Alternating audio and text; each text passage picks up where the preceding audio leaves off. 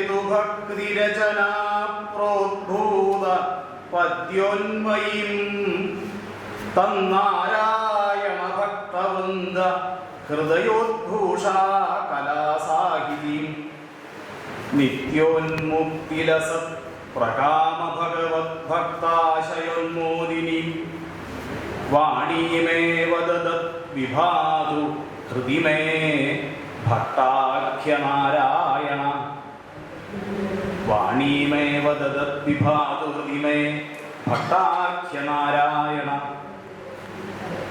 മാന്യ സദസ്സിന് നമസ്കാരം.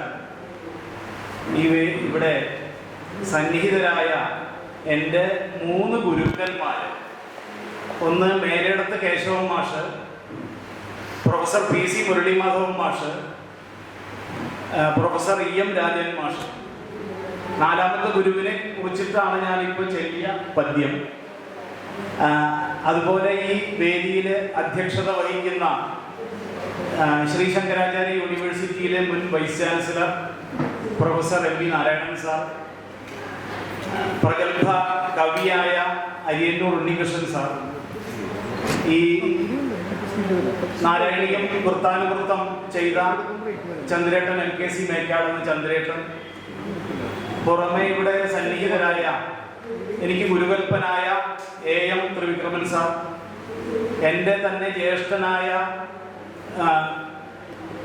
പടുതോട് രാജൻ സാർ, പടുതോട് രാജേട്ടൻ, അതുപോലെ പുളിക്കേട് ത്രിവിക്രമേട്ടൻ, അങ്ങനെ തുടങ്ങിയ പ്രഗത്ഭരായ എല്ലാ ആളുകൾക്കും മാന്യ സദസ്സിനും നമസ്കാരം.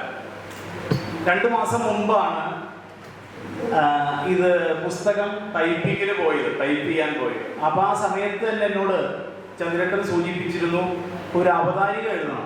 അപ്പൊ ഞാൻ സന്തോഷത്തോടു കൂടി പറഞ്ഞു, മേൽപ്പത്തൂരിന്റെ കൃതിയല്ലേ.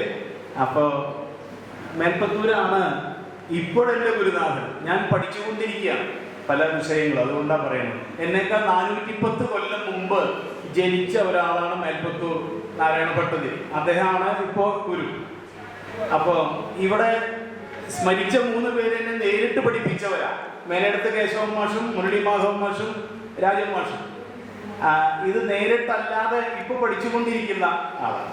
അപ്പോ എന്താണ് അതിന്റെ അർത്ഥം? വാദം ഇല്ലാതാകാനുള്ള കാരണമായ ഭക്തിപൂർവമായ എഴുത്തിൽ നിന്ന് പദ്യരൂപത്തിൽ ഉദ്ഭവിച്ചതും നിന്തിരിവടിയുടെ ഭക്തരുടെ ഹൃദയത്തിൽ അലങ്കാരമായി കലാസാഹിത്യത്തോടെ വിളങ്ങുന്നതും എന്നും മോക്ഷത്തിൽ വിളങ്ങി ധാരാളം ഭഗവത് ഭക്തരുടെ മനസ്സിനെ സന്തോഷിപ്പിക്കുന്നതുമായ ആ വാണിയെ തന്നെ എനിക്കായി തരുന്ന നാരായണ ഭട്ടതിരി എൻ്റെ ഹൃദയത്തിൽ പ്രകാശിക്കട്ടെ എന്നാണ് ചൊല്ലിയ പദ്യത്തിന് അർത്ഥം.